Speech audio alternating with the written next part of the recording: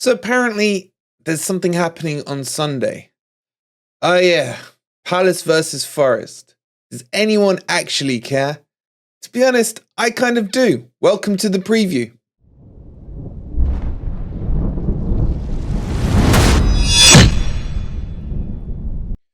Good morning, good evening, or good night, wherever in the world you are. Whatever time of day you're watching this, hope you're having a fantastic day. And welcome to your match preview for Crystal Palace versus Nottingham Forest. El Beachio, I'm calling this one, because neither team has anything to play for. Well, apart from Forest, who can earn just under 3 more million if they beat Palace, and Everton beat Bournemouth. But does anyone really care? And for me, I actually do care about this game, and I'll tell you why. Because what I want to see now is how Nottingham Forest will play under no pressure. Will we still remain in the low block football? Or will Steve Cooper release the handbrake for this last game and we can finally see what Forest can produce on the pitch? So for me, it could be a very interesting game if that were to be the case. Do I expect some changes in the team? I do. Not too much, but I'll go through it in my preview in a second, and we'll talk about the Palace team as well. Before we do all that, please don't forget to hit that like button. Subscribe to Forest Fan TV if you are new here and are enjoying the content. And don't forget, we'll have all the transfer gossip, all the transfer, non-gossip coming up throughout the summer, as well as much more on Forest Fan TV. So guys, let's jump into it, and let's start with what I think the Forest team will look like this weekend against Palace. So this really is a tough one to figure out, because there's people talking about, should he bring in Colback because Colback's leaving? Should this player come in because they might be going, give him a send-off, etc. And for me, all that stuff, I'm a no. I'm not sentimental. Look, thank you Colback for what you did last year. I don't mind if Colback comes on for a couple of minutes. Excuse me, just to get a nice send-off from the away fans. But to start, look, I still want 3 points. Yeah, there's a position up for grabs. I say go for it. I would make a few changes, however, and I do see him making some. So let me run you through the team that I think could look something like this. Now, I'll be very surprised if I'm anywhere near right, but let me talk you through the logic. Firstly, if we start at the back, well, firstly, the formation, I think we'll switch back to a 4-3-3. What I really want to see is, will Cooper release the handbrake now that Forest are safe? Will we go attacking? And I would like to think the answer to that is yes. Let's see what we are capable of. So I've switched it to a back 4, and I've dropped Niakate. Not because I think Worrell is better. It's not even a debate for me. But I think Niakate has been nursing or carrying an injury still and isn't fully recovered. And to risk him on a El Beachio game could be a bit silly. So I think we may see Niakate dropped and Felipe shuffling across to the left and Worrell coming in at right centre-back. And what that will allow is the shape change. The whole headache of how do you play Johnson will be solved, because you have to take a centre-back out to do it. Now, the counter argument to this is Cooper is very much a 5 at the back kind of guy. And does he want to switch back again, or does he look to re-establish his back 5 into next season? So the formation in itself will tell us a lot about what we need to know about where Cooper's mindset is going into next season. I think if we see a back 3/5 against Palace, then be prepared that this will be the formation he wants to go with through the summer, into the friendlies, and into the start of next season. But Jono will definitely start unless he's carrying some kind of knock for me. But we'll come on to him in a second. In the midfield, I've switched it up a little as well. I've taken out Yates and I've taken out Mangala, again around fitness concerns.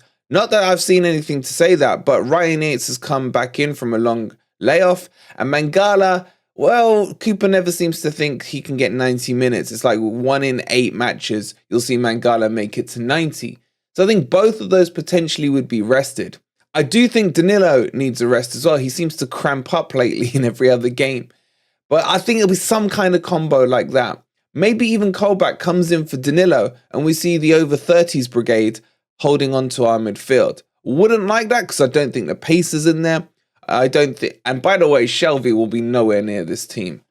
For me, as I said in yesterday's video, I think his time is done at Forest and they haven't recovered, but we'll see. Into the front three. As I mentioned a second ago, Jono will definitely come back into the team. Cooper's not going to go 3 games in a row without starting Jono. I think Awoni will stay up front, see if he can get into double figures in the Premier League for the season, which would be an absolutely brilliant return for a player who's missed many months out injured as well. So I think he will be in there as a chance for him to get his goals. The real debate for me is Morgan Gibbs-White, and should he be dropped for this game? Morgan Gibbs-White has been played in more games than not this season, even when he's been injured. I remember against Manchester United, I think in the Cup, or it might have been the league match in January, he went off injured and was rushed back ASAP. Pretty much the next match, he was back into the team. So do I see MG Dub back being dropped? I've put him in for now because he's Cooper's boy, man. He is my boy as well. But I think I personally, if I was in charge, would rest him and put in a Dennis or a Scarpinia just to give them a run out, especially if they're going to be part of the squad next season. It just makes sense to me. And also, MG Dub does deserve a break. He's played a hell of a lot of games this season. But I would love to see this 4-3-3. Look, would this be the real team that I would pick? No, I don't like that midfield at all.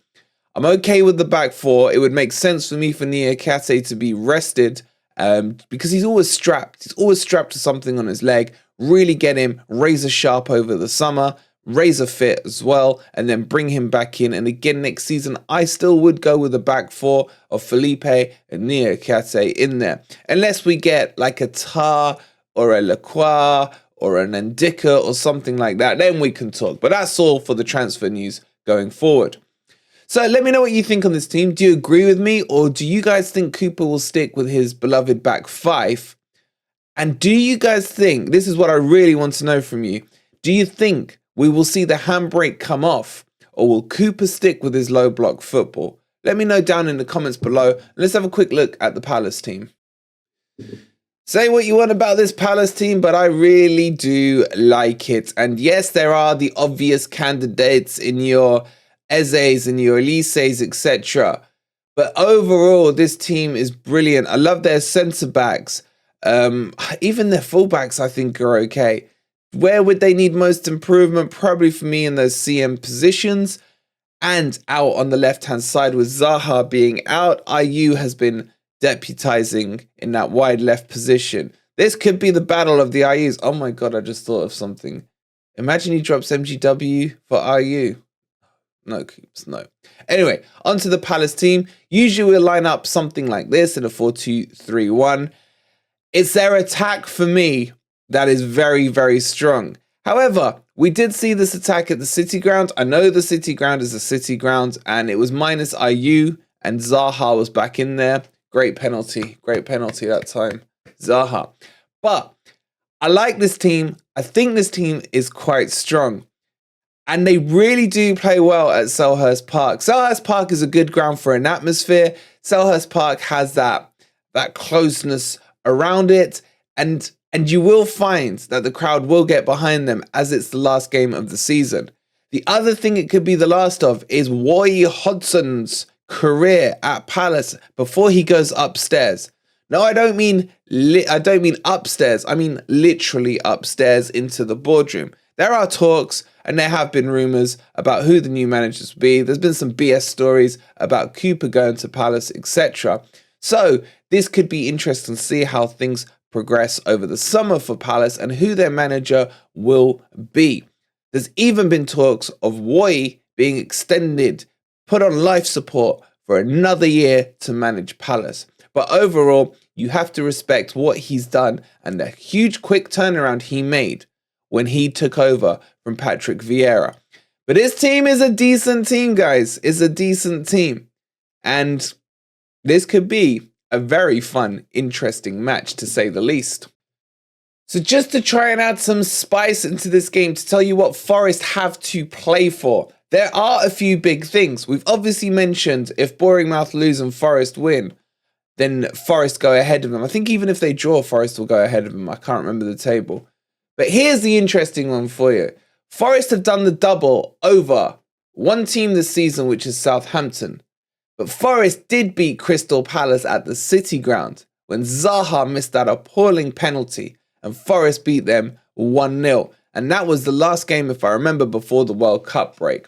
So Forest could double their doubles, if you like, for the season by beating Crystal Palace. And I do firmly believe that Steve Cooper is going to go for the 3 points on this game. I will be slightly disappointed, especially with the away fans travelling and everything like that. Let's be honest, man. Let's be honest, I'm hyping up a game that we don't care about. I really am. But there's something in me, the competitive edge of me, that would like to see us win. But you know what? I don't care because of the Arsenal result. But as a Forest fan, I kind of still care. Let me ask you guys, do you care? I'm so conflicted. I'm so conflicted on this one. I think I care, but come 3 o'clock, will one eye be on the Leicester, Leeds and Everton game? I don't know, maybe, because I want to see who's going down for the Beat the Drop boys. We will, of course, on the watch along on Sunday, have everything for you. The live scores. We'll even see if we can chuck a couple of the virtual pitches on so that you won't miss a kick of not only the Forest game, but the other, the relegation battles. I nearly said the other relegation battles there going on. And we'll have the popcorn out. We'll have the sun cream out, the drinks out, the beach towels out. All of that is going to be a fun beach party stream on Sunday.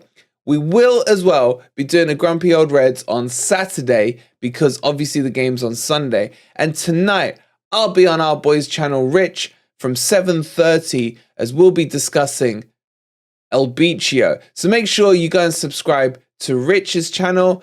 I'm sure you all guys know him. The guy from Beat the Drop representing Palace. His link will be in the description down below. And that will be 7:30 tonight. But let's finish with the score predictions. And for me, this is an easy one. If Cooper goes and takes the handbrake off, Forest will win 2-0. Straight up, comfortable, no problems. If he goes for low block football, then this is going to be a dull fest and it will be 0-0. But who cares? Because we are still Premier League. Thank you so much for watching. We'll see you tonight at 7:30 on Rich's channel. Please go and subscribe to him. Please do hit that like button before you leave. Subscribe to FFTV. We'll see you tonight. Come on, you Reds.